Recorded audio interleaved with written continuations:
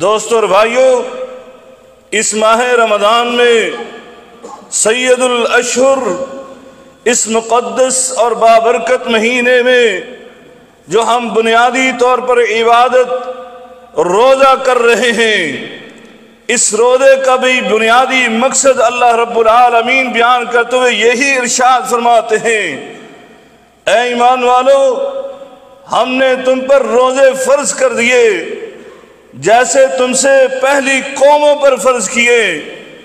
اور اس کا بنیادی مقصد وہ یہ بیان فرمایا لعلکم تتقون، یہ نہیں کہا لعلکم تتفکرون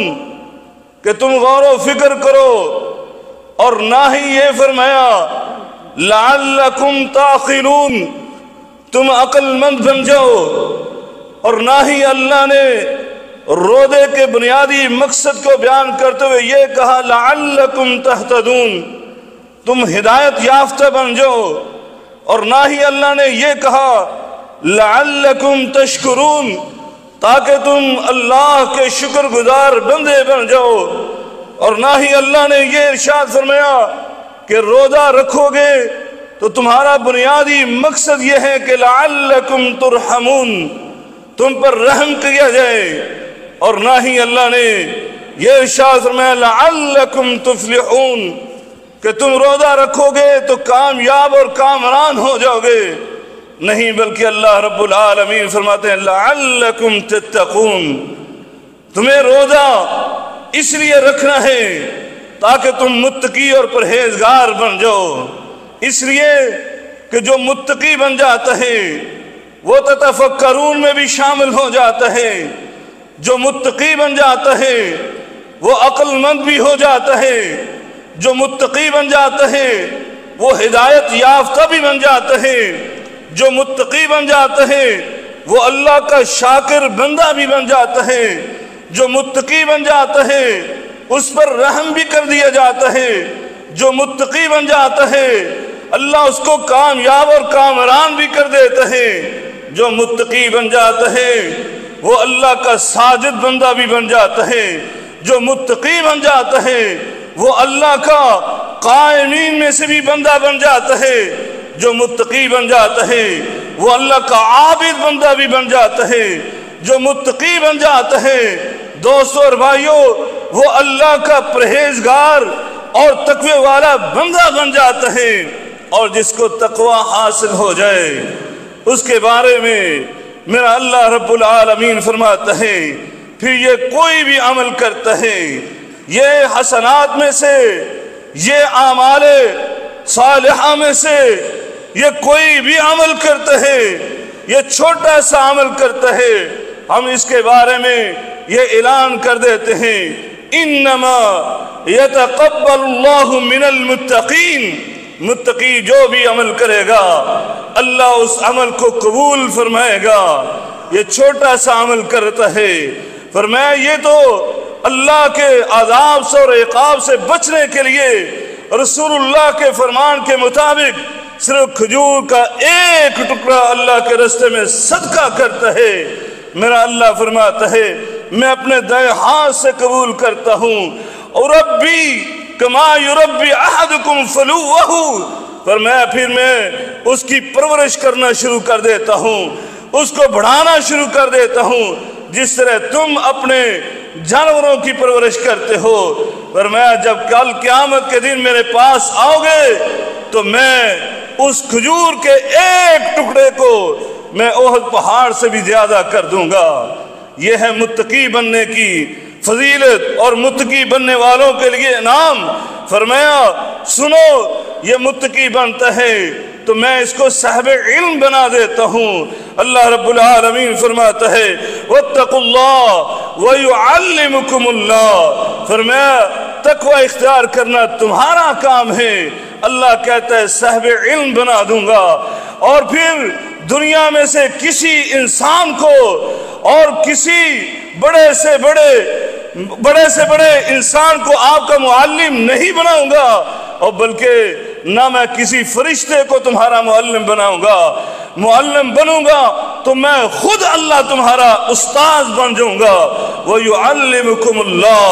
तुम्हें मैं अपना शागिर्द बना लूंगा, मैं तुम्हें इल्म सिखलाऊंगा,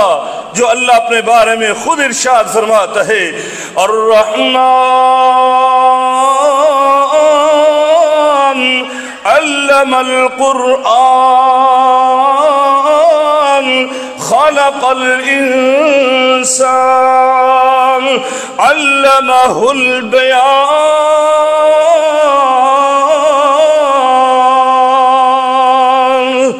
वो अल्लाह रब्बुल आलमीन कौन है? फरमाया जिसने पहली वही नाज़िल फरमाई तो इल्म के बारे में ये कहा, इक़रा बिस्मि रब्बिकल्लज़ी खलक़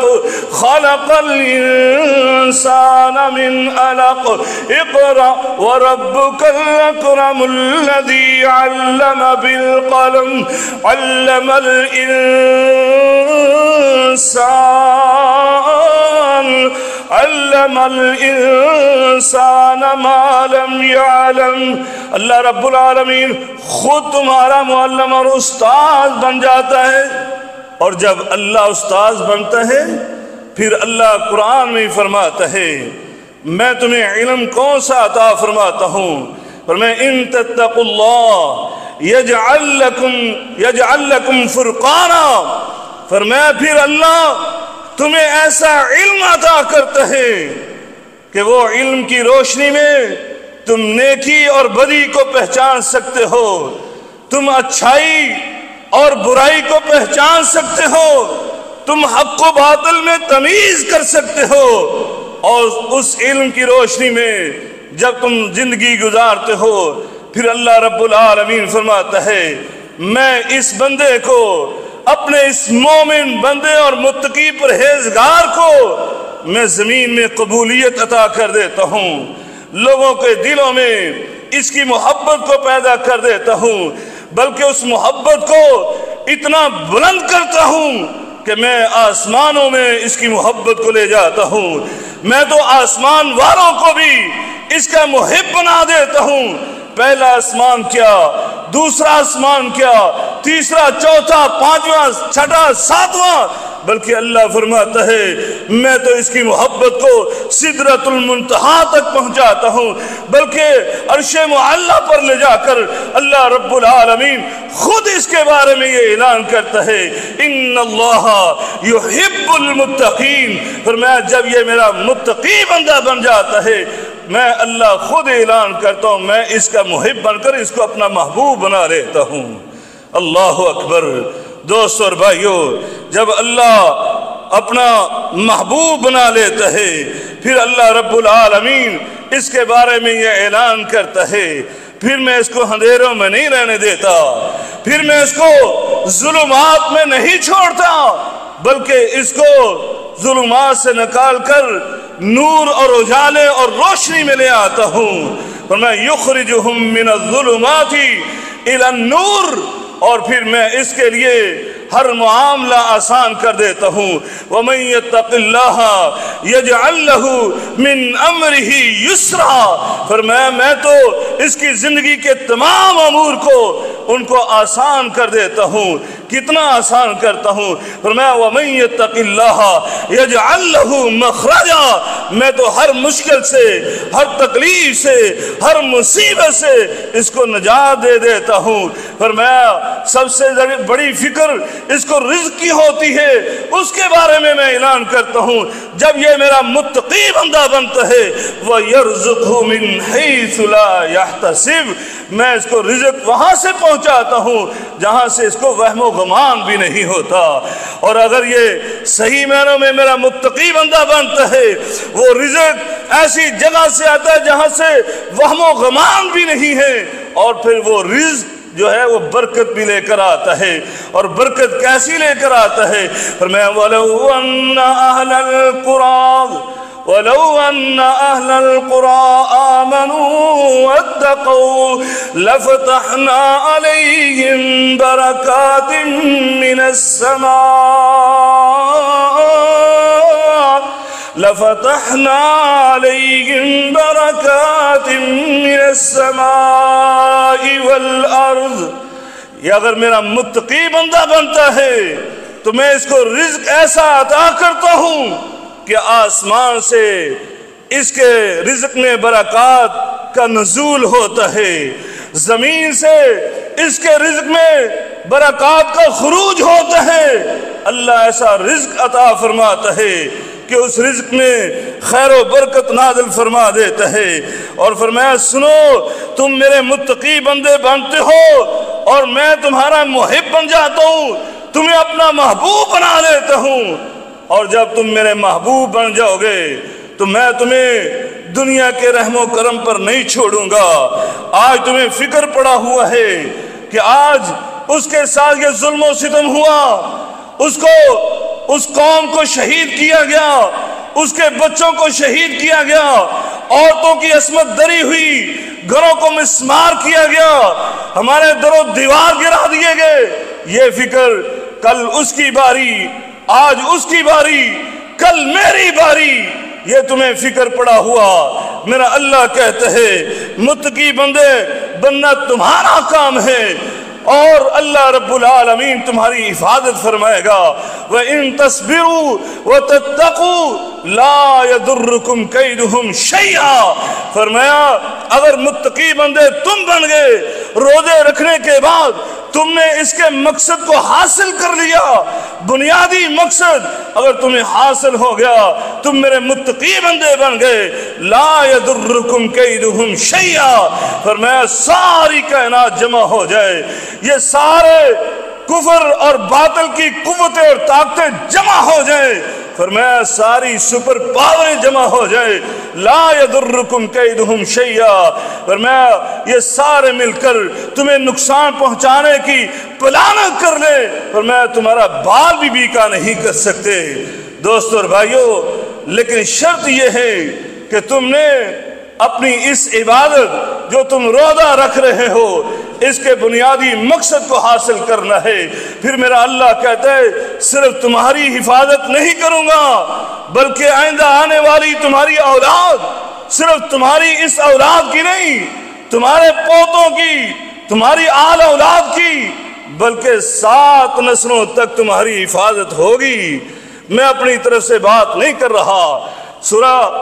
آج سورہ کاف تم نے تلاوت کی، اللہ نے اس میں مثال دے کر سمجھایا، فرمایا وَكَانَ أَبُوهُمَا صَالِحًا، اور تم ڈرتے ہو فَلْيَخْشَ الَّذِينَ تَرَكُوا مِنْ خَلْفِهِمْ ذُرِّيَّةً ضِعَافًا خَافُوا عَلَيْهِمْ، فرمایا تم ڈرتے ہو کہ میں چھوٹے چھوٹے بچے چھوڑ کر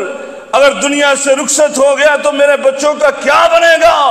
فرمایا تمہیں اللہ کہتا ہے فَلْيَتَّقُوا اللَّهَ، متقی بن جاؤ، تقوی اختیار کرو، اللہ تمہاری نسلوں کی حفاظت فرمائے گا، صرف تمہارے ان بچوں کی نہیں، ان کے آگے بچوں کی تمہاری حفاظت فرمائے گا۔ کیسے؟ فرمایا وَكَانَ أَبُوهُمَا صَالِحًا، جیسے سورہ کاف میں تم نے پڑھا ہے، ان کا باپ نیک تھا، اللہ صرف ان نیک سارے متقی بندوں کی اولاد کی، ان کی جانوں کی حفاظت نہیں کرتا بلکہ ان کے مالوں کی حفاظت بھی کرتا ہے۔ اور امام ابن کثیر رحمت اللہ علیہ یہاں پر لکھتے ہیں یہ ان کا باپ، یہ 7ویں پشت پر ان کا پردادا تھا، جس کی نیکی کا اثر اس کی نسل کو حاصل ہوا کہ اللہ نے ایک نبی کو، ایک ولی کو مزدور بنا کر کھڑا کر دیا اور ان کے مال کی حفاظت کروائی۔ دوستو اور بھائیو، اللہ رب العالمین کہتا ہے شرط یہ ہے کہ تم جو عبادت کر رہے ہو اس کے بنیادی مقصد کو حاصل کر لو تو اللہ تمہارے آنے والی نسلوں کی حفاظت فرمائے گا، کیونکہ اللہ یہ اعلان کرتا ہے وَنَجَّيْنَا الَّذِينَ آمَنُوا وَكَانُوا يَتَّقُونَ، فرمایا صرف یہ دنیا والوں سے نہیں بلکہ اس کائنات کی ہر آفت سے، ہر عذاب سے، ہر مشکل سے، ہر تکلیف سے اللہ تمہیں نجات عطا فرما دے گا۔ دوستو اور بھائیو، یہ صرف دنیاوی فائدے نہیں ہیں، یہ تو صرف میں نے اس لیے بیان کیے کہ خلق الانسان عجولا، یہ انسان جو ہے جلد باز پیدا کیا گیا، اس کو جلدی کے پرافٹ چاہیے، جلدی کے فائدے چاہیے، اس لیے میں نے آپ کے سامنے یہ ذکر کیے۔